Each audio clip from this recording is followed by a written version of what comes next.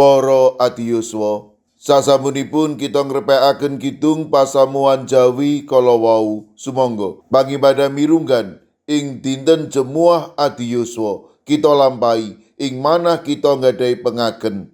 Pitulungan kita punika saking Gusti ingkang akarya jagat milanipun siramat lan tentrem rahayu saking Allah Sang Rama lan Gusti Yesus Kristus makuwon ing panjenengan sedaya.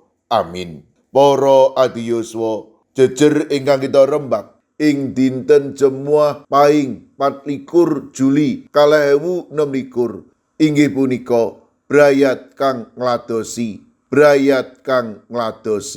Setunggal Korintus sekawan ayat 2, sebab kratone Gusti Allah iku ora awujud tembung nanging wujud daya kekuatan. Para adiyuswa, wonten satunggaling bapa ingkang boten nate sayah paring pepenget lan panggulawentrah dhateng larinipun.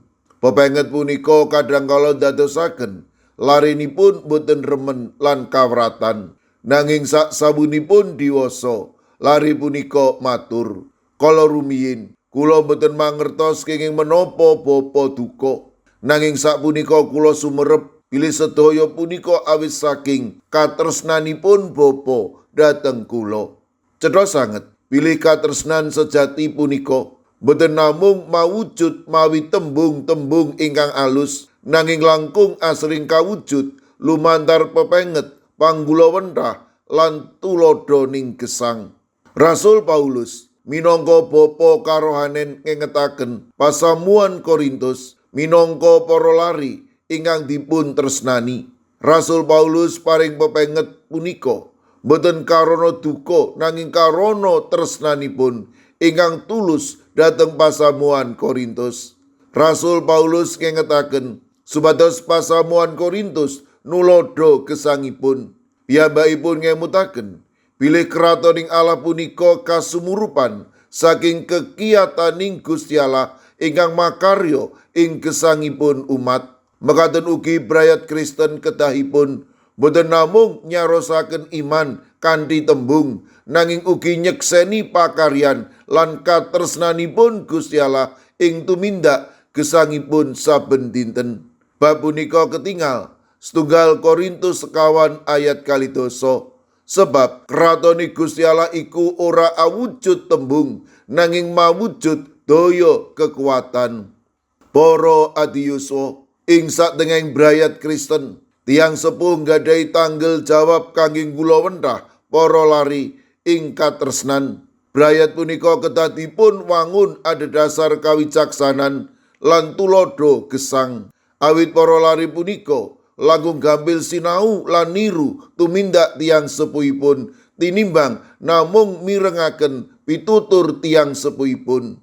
Bab iman, budi pekerti lan gesang ingkang ajrih asih dumateng Gusti Allah kedah dipun wiwiti saking tuladha nyata tiyang sepuh. Ing mriki brayat Kristen dipun timbali kangge nyarosaken iman kanthi tembung lan nyekseni pakaryanipun Gusti Allah lumantar tumindak gesang ingkang kebak katresnan. Lumantar katresnan tuladha gesang ingkang sae saha gesang ingkang pasrah dumateng Gusti brayat punika dados berkah kangge sesami. Monggo dados brayat-brayat Kristen ingkang tansah ngladosi Gusti lan nresnani sesami srana katuladan. Amin. Sumangga kita ndedonga. Matur nuwun Gusti, dinten punika paduka ngemutaken brayat kawula, amrih kawula minangka tiyang sepuh paring pitembungan tuladha ing tata gesang amrih brayat kawula tansah nuhoni dawuh paduka. Kawula pasrahaken para adiyuswa ing pundiya papan, monggo paduka ingkang reksa, paduka ingkang mitulungi, paduka ugi ingkang berkahi. Langkung-langkung serik kawula para adiyuswa ingkang wedasa mangke nembe nandhang sakit, kawula pitados menawi paduka badhe ngreksa lan paring pitulung ing sedaya tata gesang. Mirunggan kala pasrahaken Bapak Pendeta Johan Budiman saha Ibu Johan Budiman ing GKJ Mertoyudan ingkang wedasa mangke nampeni kacilakan lan operasi wonten ing Labuan Bajo. Monggo Gusti paduka ingkang reksa lan paring kegiatan matemah kekalihipun menika inggal nampi wetahing kesarasan lan saged wangsul malih wonten ing GKJ Mertoyudan. Kawula ugi masrahaken Bapak Sudiat GKJ Wedi ingkang dasak mangke nembe kritis. Kawula pitados paduka tansah nresnani Bapak Sudiat, paduka ugi badhe paring kegiatan lan bagas kesarasan. Mekaten ugi Duh Gusti, kawula pasrahaken para lare-lare kawula ing pundiya papan, sae ingkang nembe makarya sinau gesang bebrayatan lan ugi pados pedamelan. Kawula pitados menawi para lare-lare kawula tansah tinresnan binerkahan dening paduka.